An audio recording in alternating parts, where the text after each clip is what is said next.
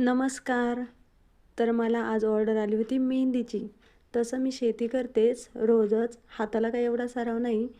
पण खेड्याकडं असल्यामुळे मेहंदीची ऑर्डर आली की जात असते. तर बघा अशा प्रकारे मी मेहंदी काढलेली आहे आणि मला मेहंदीची ऑर्डर नवरदेवाची आली होती.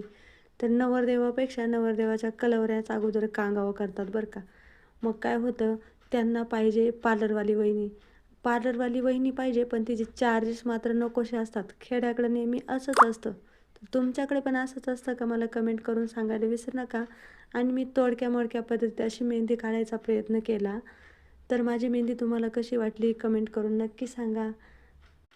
आणि हो, मी शेती पण करते, मेहंदी पण काढते, ब्लाऊज पण शिवते. जे हाताला येईल पडेल ते काम करते. कशात ना कशात देवा मला काहीतरी भेटू दे. सतत माझी धडपड अशी चालू असते. आणि मला मेहंदी काढता येते का माझ्या मैत्रिणींनो, मला नक्की सांगा बरं का. आणि गावाकडं कसं असतं माहिती का, पार्लरवाले आणि पैसे जर मागितले तर म्हणतात, मी तुझी नण लागते, मी तुझी बहीण लागते, तू माझी आमकी लागते आणि तू आमच्याकडून पैसे घेणार का? आणि पैसे जर मागितले तर हे नावं ठेवायला सुरुवात करतात. गावाकडे तर नेहमी असंच चालतं बरं का. त्याच्यामुळे जाऊ द्या, आपल्या मनाला थोडं समाधान, त्यांच्या पण मनाला थोडं समाधान वाटतं. म्हणून हा आम्ही छोटासा प्रयत्न सतत करत असतो. काय आता गावचे असल्यावर गावासारखं राहायला लागणारच ना.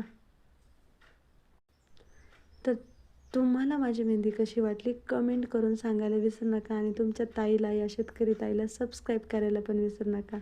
धन्यवाद.